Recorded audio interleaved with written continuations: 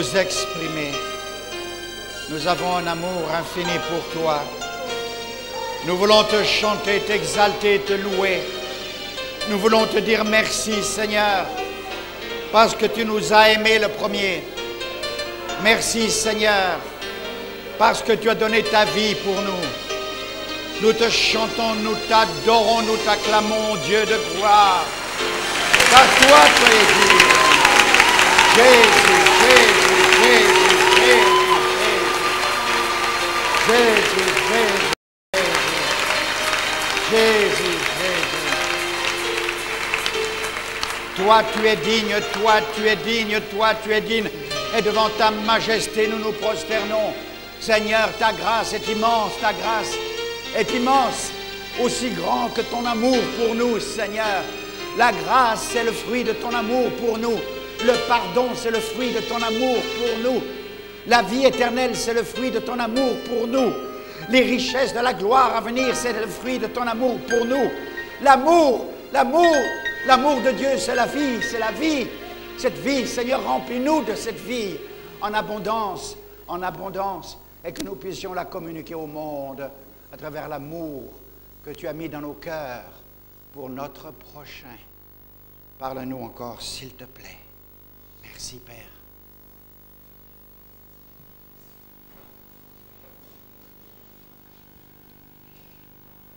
Déjà plusieurs dimanches, nous sommes dans cette épître de Jean, de cette première épître de Jean. Cette épître qui parle de l'amour, mais qui parle aussi du négatif, du contraire, de l'opposé de l'amour, qui parle de la haine. D'un côté, vous avez l'amour, c'est la vie. De l'autre côté, vous avez la haine, c'est la mort. Il ne peut être possible de mélanger l'amour et la haine et l'amour. Nous ne pouvons dire « j'aime celui-ci, j'aime celui-là, je déteste celui-ci, je déteste celui-là ». Avec Dieu, il n'y a pas de partage entre les ténèbres et la lumière. Avec Dieu, il n'y a pas de partage entre la haine et l'amour. Avec Dieu, il n'y a pas de mélange entre ces valeurs fondamentales du véritable christianisme. Avec Dieu, il n'y a pas de mélange entre les ténèbres et la lumière. Il y a soit l'un, soit l'autre. Soit nous sommes dans la lumière et nous marchons dans la lumière et là nous avons la vie, soit nous marchons dans les ténèbres et là il y a la mort. Frères et sœurs, il ne peut y avoir de mélange entre ces deux vérités fondamentales de tout véritable christianisme, de toute véritable vie d'enfant de Dieu né de nouveau, changé par la grâce. Il n'y a pas de mélange. Et dès l'instant où nous essayons de mélanger ces valeurs, nous perdons. Nous perdons et nous n'avons rien. Et nous sommes plutôt dans la mort que dans la vie. Avec Dieu, il n'y a pas de mélange. Avec Satan, on peut tout mélanger. On peut être religieux et on peut être païen tout en même temps. On peut être religieux et avoir des fétiches, être des menteurs et haïr son prochain. On peut être religieux, aller à l'église et faire les œuvres du monde tout en même temps. Chrétien le dimanche, païen la semaine. Non pas avec Dieu. Frères et sœurs, nous sommes dans le temps de la démarcation, dans le temps de la séparation, dans le temps où Dieu se cherche un peuple qu'il prendra bientôt pour vivre avec lui pour l'éternité. Dieu est en train de faire le tri. La moisson est proche. La moisson est proche. Laissez-les croître ensemble, disait-il. Laissez-les croître ensemble, mais lorsque le jour de la moisson sera venu, vous séparez les uns d'avec les autres. Vous mettrez les bons d'un côté, les mauvais de l'autre. Il ne peut y avoir dans le royaume des cieux de l'ivraie et du bon grain. Non. Le jour de la moisson, il séparera. Où sommes-nous? J'aimerais lire avec vous dans la première épître de Jean au chapitre 3, à partir du verset 16. Verset 16 jusqu'au verset 24. 1 Jean 3, 16 à 24. À ceci, nous avons connu l'amour. Comment nous l'avons connu? il le dit, c'est qu'il a donné sa vie pour nous. Nous aussi, nous devons donner notre vie pour les frères. Réciprocité. Si quelqu'un possède les biens du monde, qu'il voit son frère dans le besoin et qu'il lui ferme son cœur, comment l'amour de Dieu demeurera-t-il en lui? Petits enfants, vous qui êtes encore jeunes dans la foi, vous qui avez besoin de grandir, vous qui manquez encore d'expérience, vous qui sont appelés à vous perfectionner en Christ, vous qui pour l'instant sont encore quelque peu chancelants dans différents domaines, vous qui avez besoin encore d'être affermis dans la foi et dans la marche avec Dieu, petits enfants, n'aimons pas en parole ni avec la langue, mais en action et en vérité. La théorie, Dieu ne la veut pas. Dieu veut l'action et la vérité. Par là, nous connaîtrons que nous sommes de la vérité et nous apaiserons notre cœur devant Dieu. Un cœur paisible, c'est un cœur qui vit dans la vérité. De quelque manière que notre cœur nous condamne, Dieu est plus grand que notre cœur et connaît tout. Bien-aimés, si notre cœur ne nous condamne pas, nous avons de l'assurance devant Dieu. Notre conscience, quand il est parlé de notre cœur, il s'agit de la conscience, bien sûr. Notre conscience, certaines fois, nous condamne. Il m'est arrivé de pouvoir de prêcher la parole de Dieu un dimanche matin, et alors que je prononçais des paroles inspirées par le Saint-Esprit, mon cœur me condamnait. Pourquoi? Ma conscience me condamnait. Pourquoi? Parce que je disais des choses que moi je ne faisais pas, ou des choses qui jusqu'à maintenant, n'étaient pas réelles dans ma vie. Et c'est ainsi que Dieu me parlait. Et c'est ainsi que Dieu travaillait à ma sanctification. Oui, je vous le dis, ceci m'est arrivé. Pourquoi? Parce que lorsque nous annonçons la parole sous l'inspiration du Saint-Esprit, on prêche aux autres, mais on se prêche à soi-même aussi. Dieu est plus grand que notre cœur et connaît tout, bien-aimé. Si notre cœur ne nous condamne pas, nous avons de l'assurance devant Dieu. Pourquoi? Parce que ce que nous disons, nous le faisons. Nous avons de l'assurance devant Dieu. Nous ne nous condamnons pas par nos propres paroles. Quoi que ce soit que nous demandions, nous le recevons de lui. Nous le recevons de lui parce que nous gardons ses commandements et que nous faisons ce qui lui est agréable. Voilà encore la solution de la réponse à nos prières.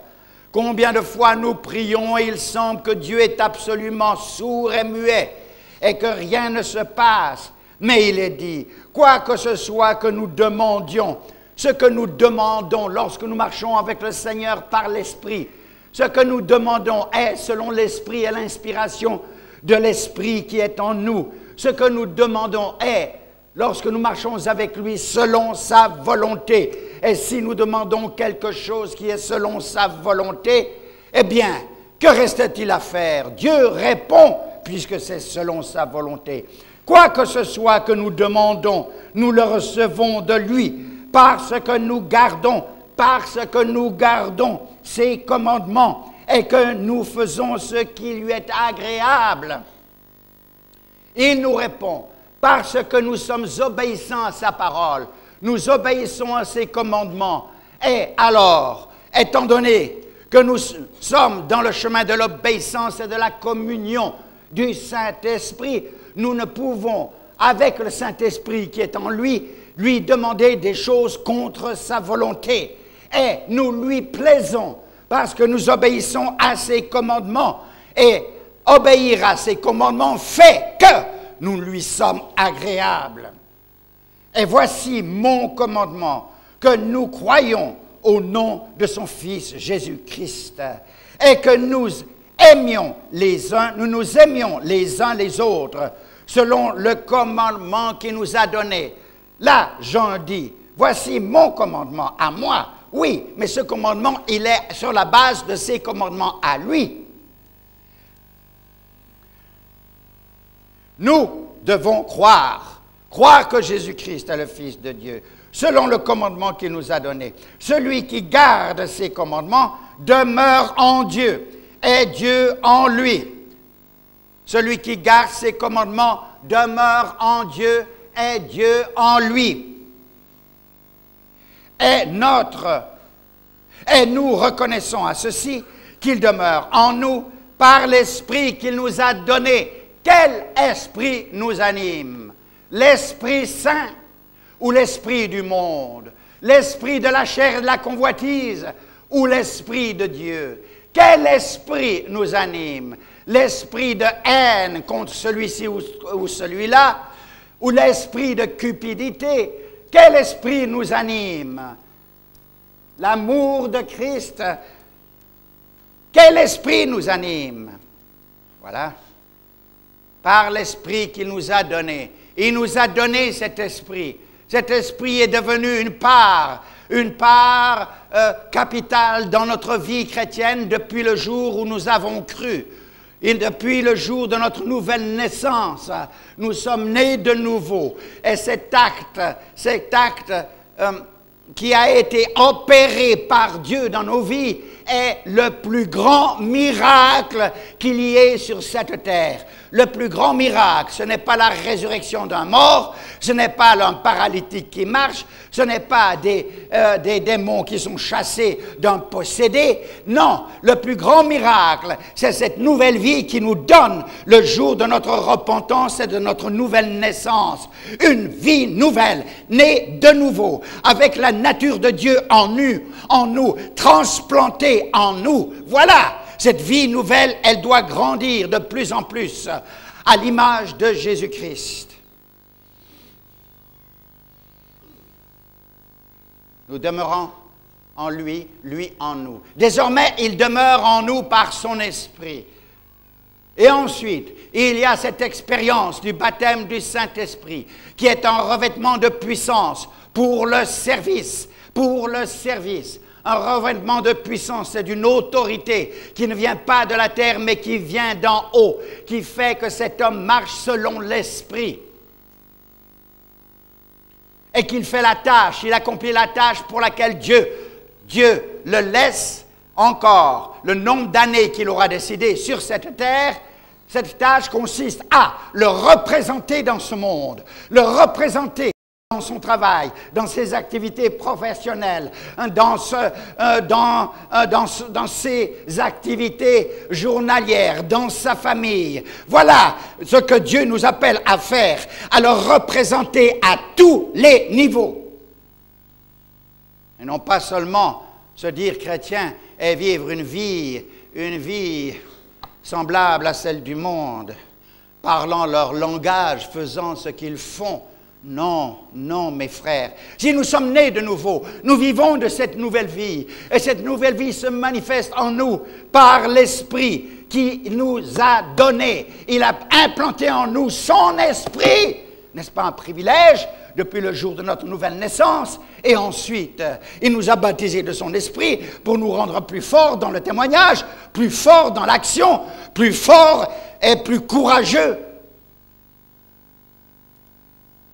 Vous recevrez de la puissance, le Saint-Esprit venant sur vous. De la puissance. Et nous avons besoin de cette puissance surnaturelle pour vaincre dans le combat journalier que nous avons à affronter ici-bas sur cette terre. Oui, frères, sœurs, il s'agit d'aimer ou de mourir. L'amour, c'est la vie. La haine, c'est la mort. Nous l'avons dit déjà plusieurs fois ce dimanche. Aimer ou mourir, nous devons choisir. Nous n'avons pas de choix. Nous n'avons pas le choix. Aimer ou mourir. Dans notre monde, il y aura beaucoup plus de joie. Il y aurait beaucoup plus de joie, de paix, de bonheur, s'il y avait plus d'amour du prochain. Dans notre monde serait combien meilleur, combien plus beau, combien plus harmonieux, s'il y avait cet amour du prochain, L'amour de celui qui est à côté de moi, de celui qui est dans la rue, de celui qui est dans le besoin. Aimer son prochain. Il y aurait plus de joie, de paix, de bonheur s'il y avait plus d'amour du prochain. Mais ce qui nous tue dans notre monde, c'est la haine.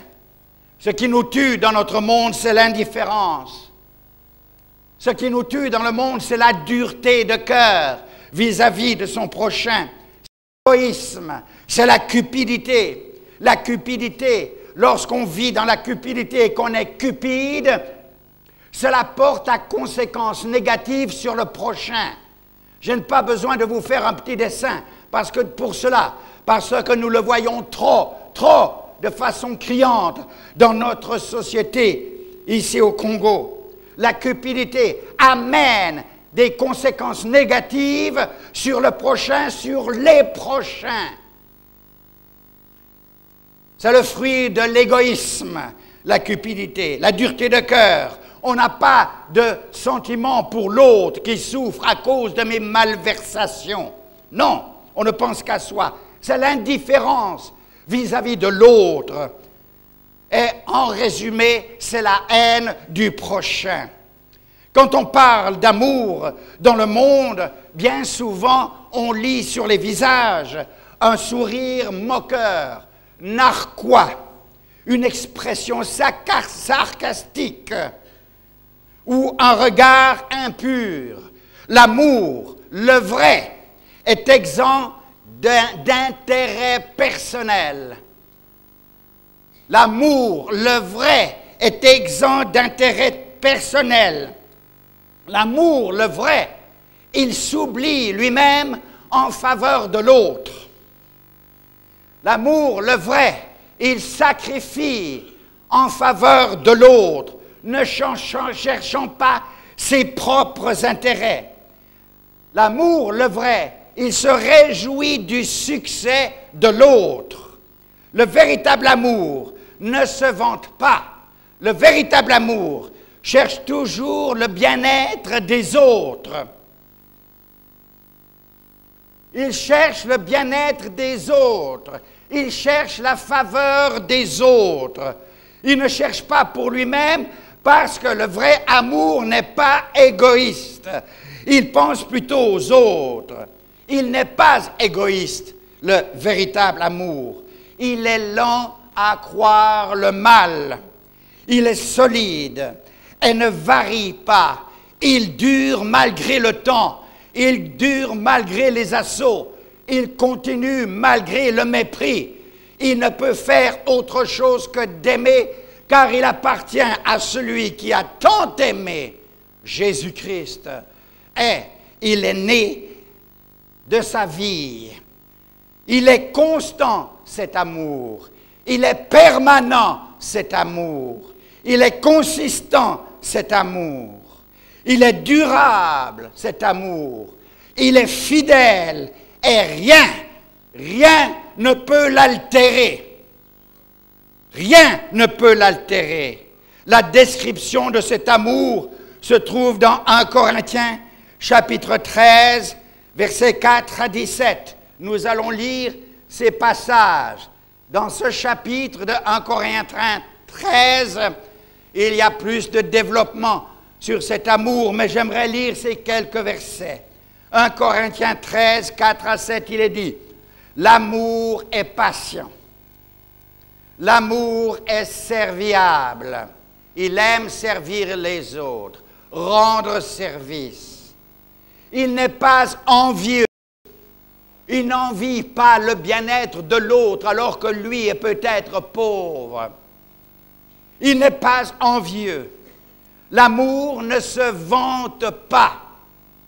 Il ne se glorifie pas lui-même, autrement dit.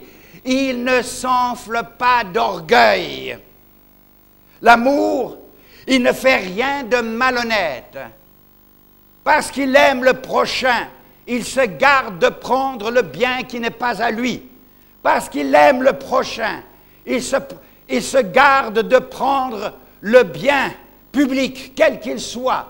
Car ce bien public est destiné à des projets publics Et s'il en prend possession, il altère le projet, il détruit le planning en sa propre faveur et il devient égoïste par conséquent. Donc, l'amour ne fait rien de malhonnête. Il ne cherche pas son intérêt. Il ne cherche pas son intérêt sur tous les plans, sur le plan financier, sur le plan de promotion quelconque, aux dépens des autres. Non, il n'est pas à se bagarrer pour lui-même. Il se bagarre pour la justice, pour le bien des autres. Il ne s'irrite pas. Il n'est pas en colère pour n'importe quoi. Il ne médite pas le mal. Il ne cherche pas à se venger. Et il ne médite pas le mal. Il ne se réjouit pas de l'injustice. Il ne va pas dire qu'un homme qui est condamné à cause d'une injustice qu'il a faite, il ne va pas dire « Oh, c'est bien fait pour lui ». Non, il aura pitié pour lui, car la leçon qu'il doit apprendre à cause de son injustice, c'est une leçon qui passe par la souffrance. Il cherchera, au contraire, à aider cet homme. Il ne se réjouit pas de l'injustice, mais il se réjouit de la vérité. La vérité, c'est la vie. Il pardonne tout. Il n'y a rien qui ne retient dans son cœur. Il pardonne tout. Il croit tout. Il espère tout. Il supporte tout. Vous allez me dire, c'est fort ça. Oui, ça c'est l'amour. Il supporte tout. Les colibets, la moquerie, le rejet des autres, et que sais-je encore. Pourquoi? Parce qu'il a une source de réconfort, le Seigneur, le Sauveur. Il ne se venge pas. Son Dieu a dit, à moi la vengeance, à moi la rétribution. Ce n'est pas à toi de te venger, c'est moi qui te vengerai. S'il y a dureté de cœur, s'il y a récidive, s'il y a moquerie, c'est moi qui un jour me lèverai et jugerai celui qui t'opprime. Celui-là, sa part, c'est d'aimer même son ennemi, c'est ce que disait Jésus. Il croit tout, il espère tout, il supporte tout. L'amour ne succombe jamais. Ça, c'est la parole de Dieu qui nous dit cela. Frères, sœurs, ni le temps, ni les circonstances, ni les oppositions, ni les calomnies ne le fait varier. Cet amour est constant et reste, quelles que soient les circonstances. Voilà. Il ne varie pas, il est constant. Cet amour est juste. Tel est l'amour de Dieu. Lorsque je parle de la sorte, ce n'est pas un amour théorique, mais c'est un amour qui est déjà démontré par Dieu lui-même. Tel est l'amour de Dieu envers les hommes.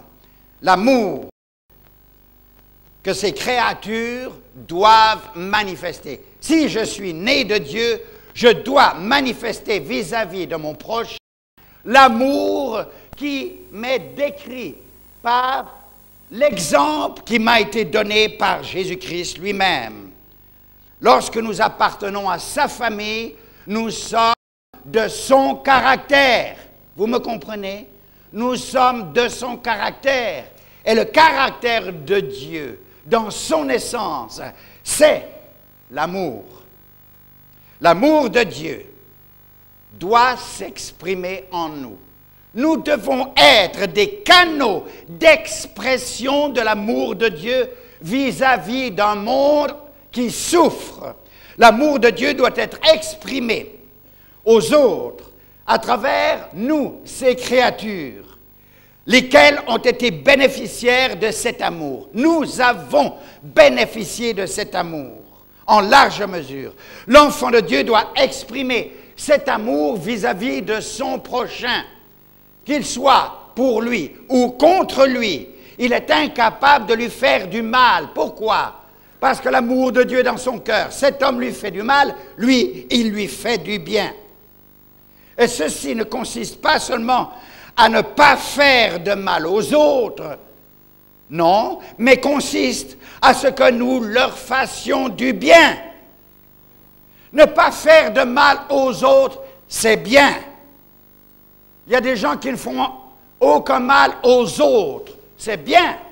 Mais leur font-ils du bien? Voilà la question.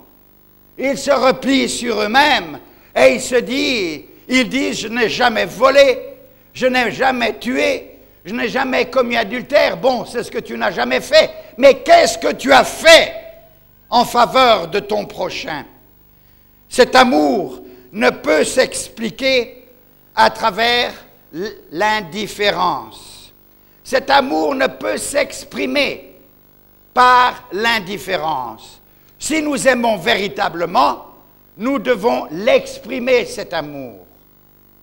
Au contraire, cet amour s'exprime à travers la compassion active.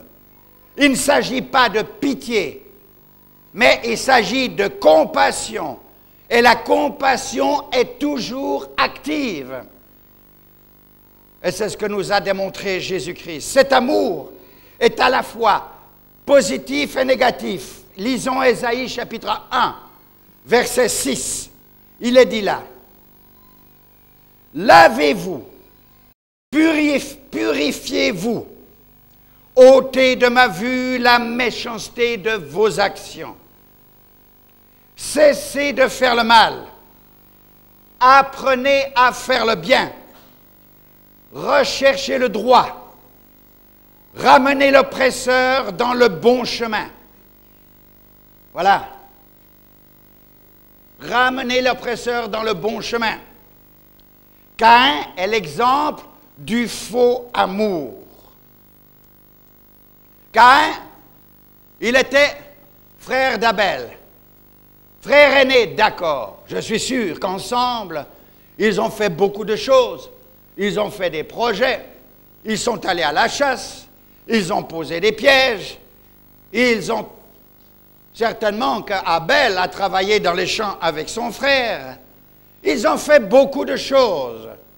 Certaines fois, même Caïn a dû donner la main à son frère pour la tonte des moutons. Et que dans la famille, tout le monde travaillait en harmonie. Il y avait un certain amour entre Caïn et Abel, mais un faux amour. Caïn s'aimait lui-même plus que son frère. Et lorsque les choses ne vont pas comme il veut, regardez le caractère. Le caractère, bien souvent, nous traîne dans la poussière si ce caractère n'est pas changé, si ce caractère n'est pas dominé par le Saint-Esprit. Notre caractère ne fait pas la volonté de Dieu. Nous devons avoir des caractères brisés pour avoir en nous le caractère de Jésus-Christ. Et le caractère de Jésus-Christ n'est pas un caractère faible. Non! Croyez-moi, pour faire ce qu'il a fait, il fallait un caractère fort. Alors qu'il avait toute la possibilité d'anéantir ses ennemis, Jésus a suivi le chemin de la croix jusqu'au bout. Pourquoi? Parce qu'il voulait sauver l'humanité. Caïn est l'exemple du faux amour. Lorsque les choses ne vont pas comme il veut, son amour se change en jalousie, et de la jalousie en haine, et la haine en meurtre. Christ est l'exemple du vrai amour. Jésus a donné sa vie pour nous, par amour.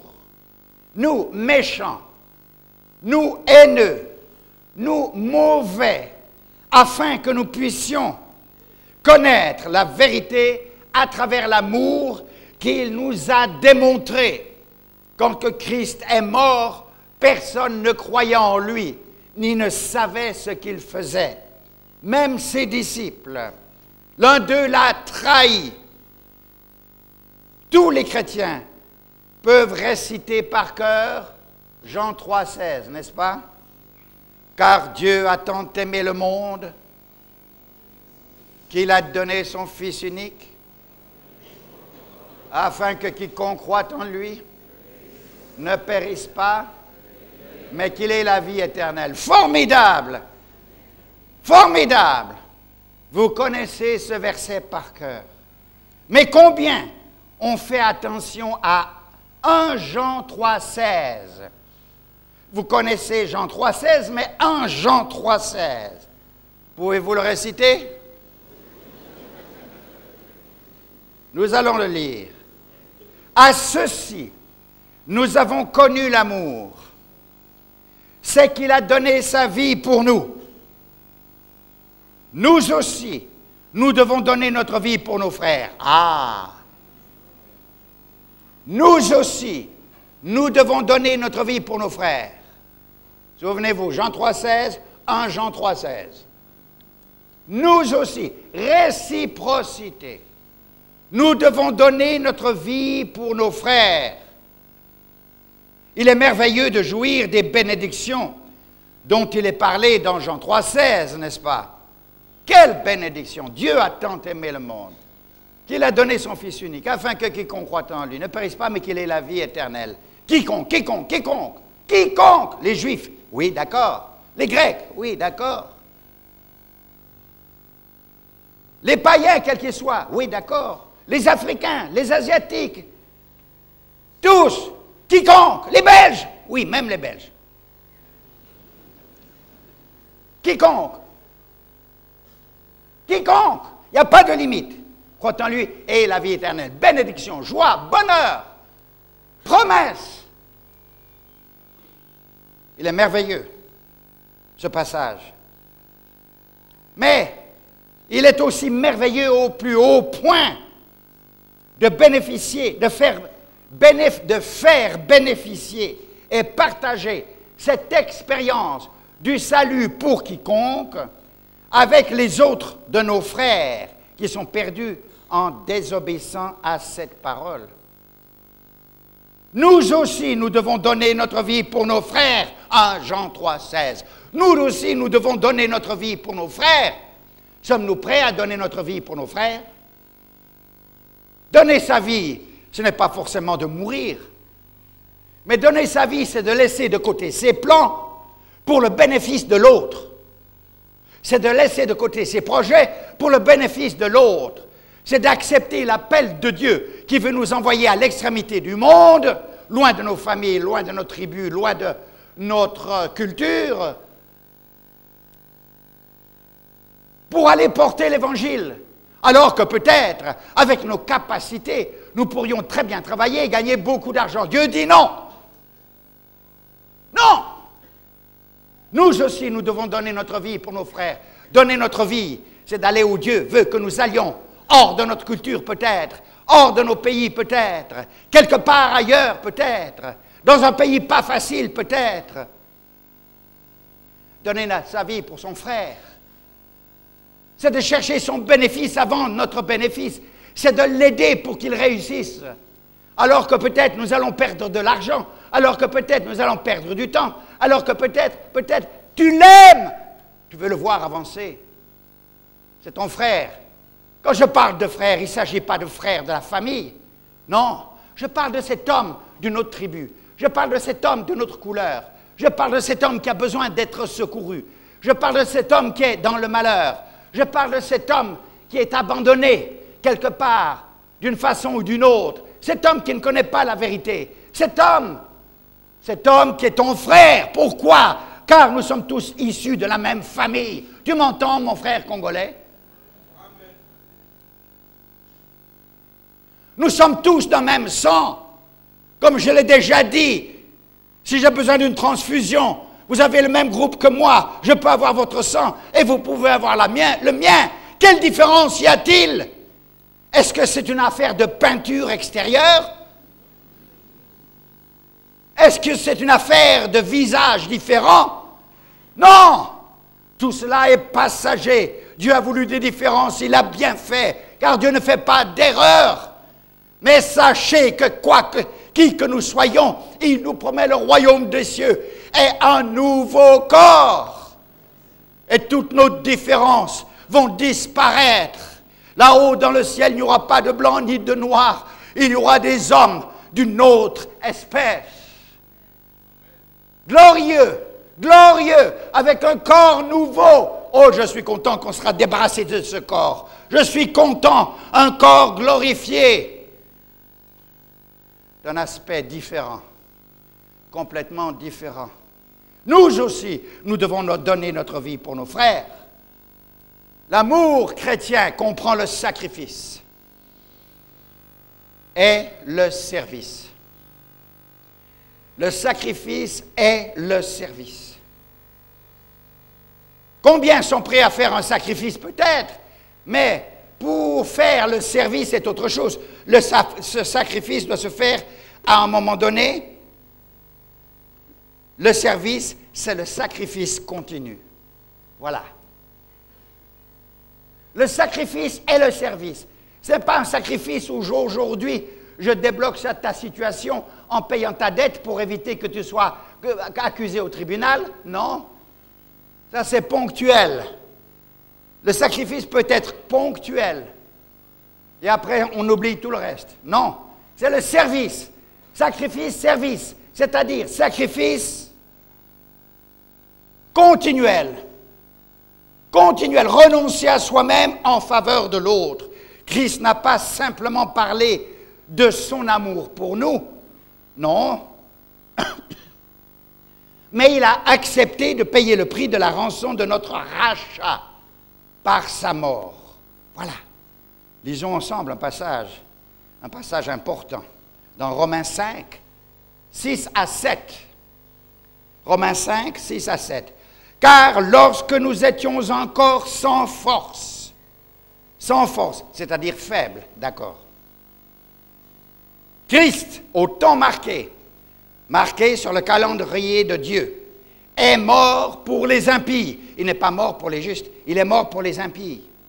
À peine mourrait-on pour un juste. Quelqu'un, peut-être, aurait le courage de mourir pour un homme qui est bon. Mais en ceci, Dieu prouve son amour pour nous. Lorsque nous étions pécheurs, Christ est mort pour nous. Il n'est pas mort pour des gens de bien. À bien plus forte raison, maintenant que nous sommes justifiés par son sang, serons-nous sauvés par lui de la colère. Car si lorsque nous étions ennemis, nous avons été réconciliés avec Dieu par la mort de son Fils, vous voyez, quand Christ est mort pour nous, des hommes méchants, nous étions virtuellement réconciliés avec Dieu. Il avait payé la rançon, il a payé la rançon pour les bons et les mauvais. Et il n'y avait aucun bon. Des bons sont venus par après, changés par la grâce, transformés. Lorsque nous étions ennemis, nous avons été réconciliés avec Dieu. Ennemis réconciliés.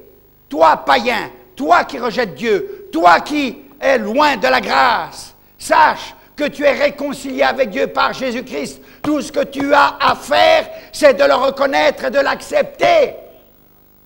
Tu es réconcilié avec Dieu. Vas-tu rejeter cette porte ouverte? Car si lorsque nous étions ennemis, nous avons été réconciliés avec Dieu, quand nous étions ennemis, nous avons été réconciliés avec Dieu, c'est ce que dit Paul. Tous sont réconciliés avec Dieu. Qu'est-ce qu'il reste à faire maintenant? C'est votre part. Gloire à Dieu pour ceux qui ont accepté, qui ont reconnu, qui ont dit oui Seigneur, pardonne-moi. Tu m'as réconcilié avec Dieu. Seigneur, Seigneur, je le reconnais et je te remercie. Seigneur, je te confesse mes péchés, pardonne-moi. Lorsque nous étions ennemis, nous avons été réconciliés avec Dieu par la mort de son Fils. À bien plus forte raison, étant réconciliés, serons-nous sauvés par sa vie, car il est ressuscité. Car il est ressuscité, réconcilié par sa vie. Merci Seigneur. Oh la grâce de Dieu. Christ n'a pas été tué en martyr. Il n'a pas été tué en martyr, Christ. injustement accusé? Est mort malgré lui? Non. Mais il s'est sacrifié. Il s'est sacrifié. Il a donné sa vie de son propre gré. Lisez avec moi Jean 10, 11. Moi, je suis le bon berger donne sa vie pour ses brebis. Jean 10, 14 et 15. Je connais mes brebis et mes brebis me connaissent comme le Père me connaît et comme je connais le Père. Et je donne ma vie pour mes brebis. Je donne ma vie. Verset 17. Le Père m'aime parce que je donne ma vie afin de la reprendre, Je donne, je reprends. Personne ne me l'ôte, mais je la donne de moi-même. J'ai le pouvoir de la donner et j'ai le pouvoir de la reprendre. Tel est l'ordre que j'ai reçu de mon Père. Voilà.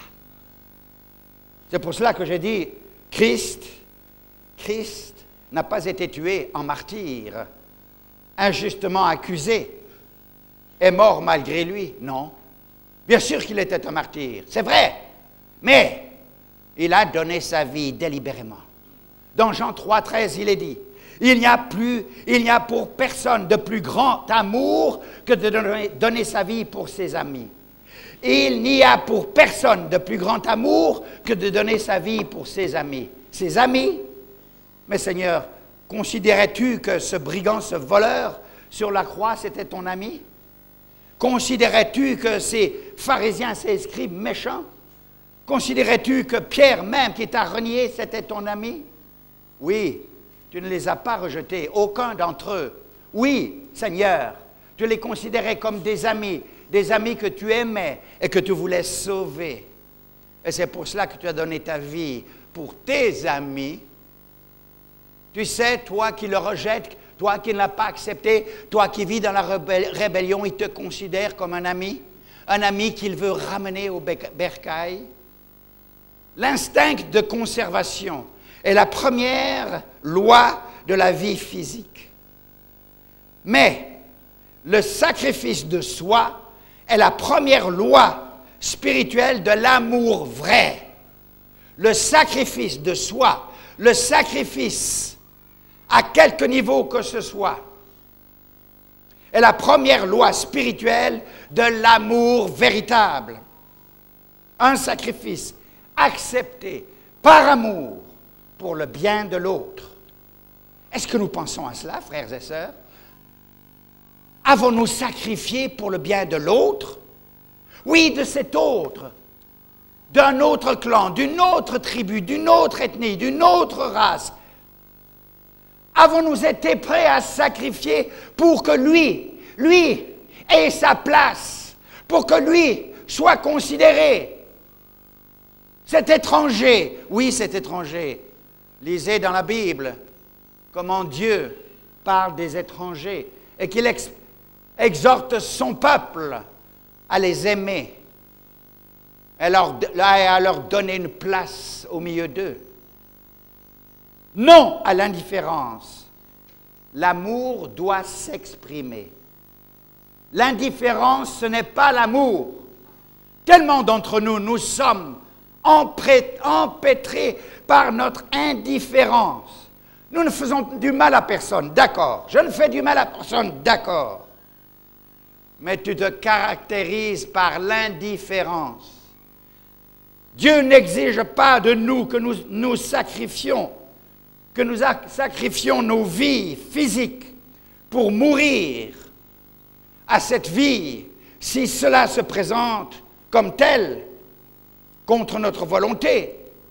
Non, quoique il est arrivé dans l'histoire que beaucoup sont morts pour leur foi, pour Christ, c'est vrai. Mais Dieu ne l'exige pas si nous l'acceptons. C'est par amour pour lui. Mais Dieu nous invite à vivre et à exprimer notre amour en aidant ceux qui sont dans un grand besoin physique, un grand besoin spirituel, un grand besoin moral, un grand besoin matériel. Sommes-nous prêts à aider celui qui est dans le besoin? Il est facile de parler d'amour envers nos frères tout en négligeant d'aider un frère dans un besoin désespéré. L'amour chrétien, c'est un amour personnel, c'est un amour actif. Ce n'est pas l'indifférence. C'est ce que Jésus a à l'esprit dans la parabole du bon samaritain. Dans Luc 10, versets 25 à 37, vous connaissez cette parabole.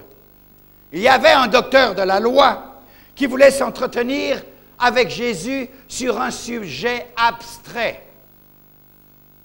Et il pose cette question, qui est mon prochain?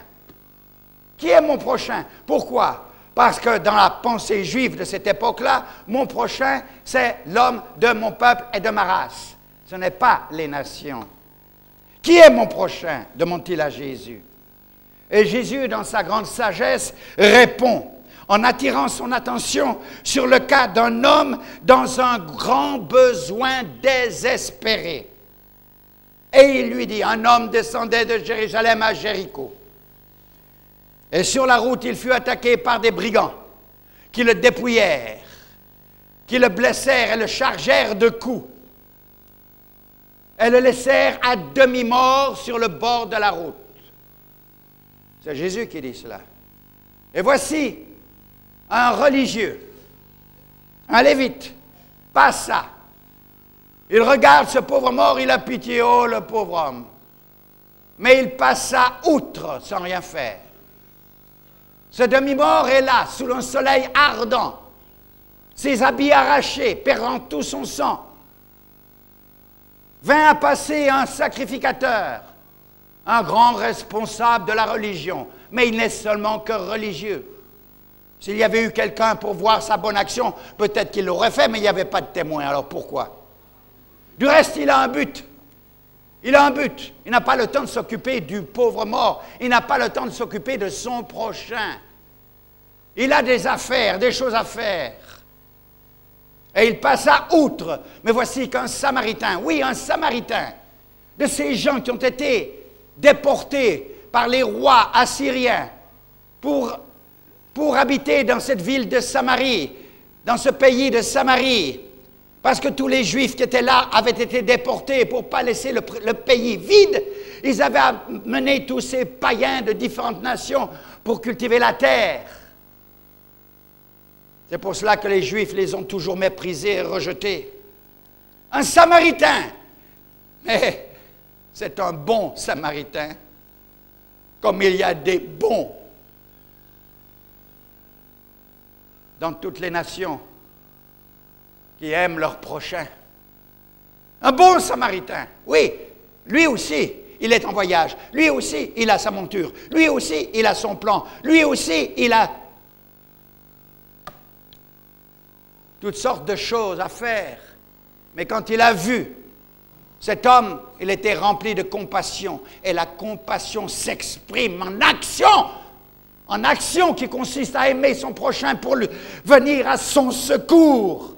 Il vit ce demi-mort, il fut rempli de compassion, et il s'arrêta, et il le soigna, et il banda ses plaies, et il le mit sur sa monture, et lui, il marcha à côté de sa monture.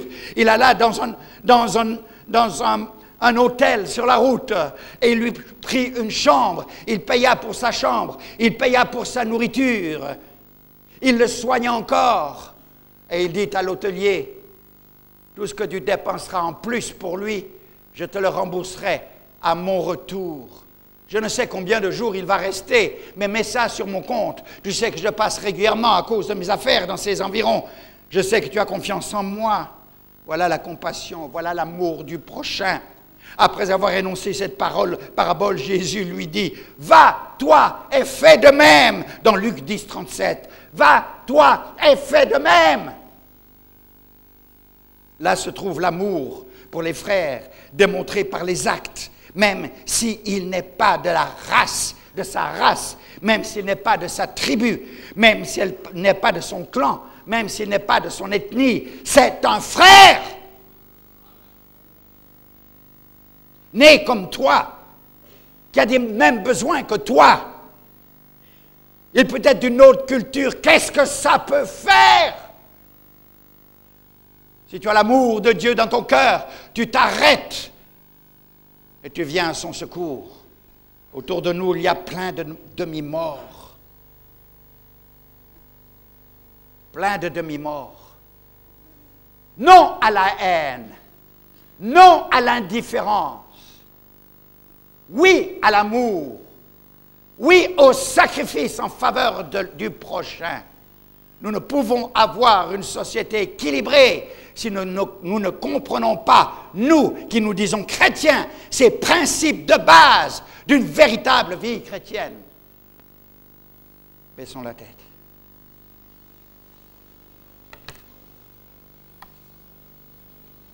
Tu nous parles, Seigneur, encore. Tu sais que bien souvent, l'indifférence a saisi nos cœurs. Au lieu d'avoir cette compassion qui s'exprime par l'action, nous avons eu simplement de la pitié et nous avons passé outre. Nous avons eu simplement de la pitié, Seigneur, et c'est tout. La pitié n'est pas forcément l'amour du prochain. Seigneur, la compassion, c'est l'expression de l'amour qui fait quelque chose pour soulager le besoin de l'autre. Enseigne-nous ces vérités, Seigneur, s'il te plaît. Nous avons besoin de revenir à ces vérités de base du véritable christianisme au milieu de notre société ici au Congo. Seigneur, débarrasse-nous de la haine, débarrasse-nous de l'indifférence et fais de nous, Seigneur, des hommes et des femmes qui manifestent cet amour autour de nous, à notre prochain qui souffre, oui, qui souffre et qui pleure. Ô Jésus, as-tu manqué de compassion? As-tu eu seulement de la pitié? T'es-tu arrêté sur la route pour aider le malheureux? As-tu senti quelque chose dans ton cœur en faveur de l'autre qui n'est pas de chez toi, de l'autre qu'on dit étranger? As-tu compassion en faveur de l'autre? Mon frère, ma sœur, s'il te plaît, regarde dans ton cœur. Débarrasse-toi de la haine, débarrasse-toi de l'indifférence. Arrête de dire et de t'excuser. Je n'ai rien à donner, qu'est-ce que je peux donner? Je ne peux pas le faire. Je n'ai pas le temps du reste à cause de mon travail. Je ne peux pas perdre du temps.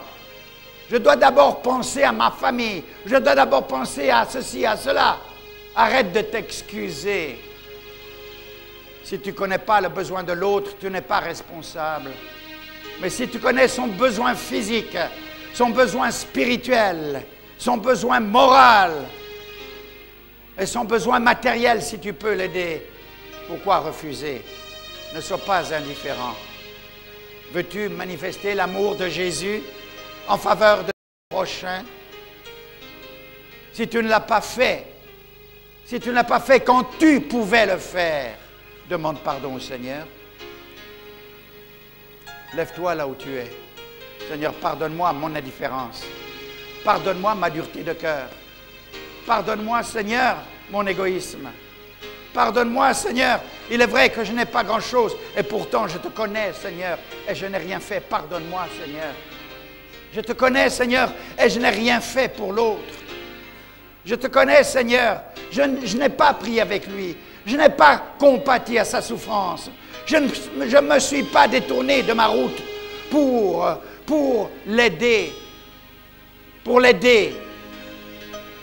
Tu sais, Seigneur, que je n'ai pas grand-chose comme argent, mais j'aurais pu l'aider. J'aurais pu l'aider par ma prière, par mon amour, par l'expression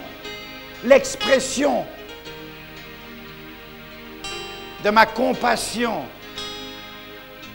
J'aurais pu, Seigneur, le visiter, mais je ne l'ai pas fait. Je ne l'ai pas fait. Tout ce que je cherche à faire, c'est de visiter des gens qui peuvent me donner de l'argent dans la main. Mais je ne suis jamais prêt à visiter le pauvre, le malheureux. Seigneur, pardonne mon égoïsme. J'ai besoin, Seigneur, de ce vrai amour, de cet amour véritable de l'enfant de Dieu. Seigneur, pardon. Seigneur, tu vois ces hommes et ces femmes qui se sont levés et je te demande dans ta miséricorde de toucher leur cœur, leur âme, leur conscience. Je te demande, Seigneur, de faire d'eux des hommes compatissants. Oui, Seigneur, lorsqu'ils voient le demi-mort sur la route, ils s'arrêtent, Seigneur, pour faire ce qu'ils peuvent. Tu ne nous demandes jamais de faire ce que nous ne pouvons pas, mais tu nous demandes de faire ce que nous pouvons. Et toi, tu fais le reste.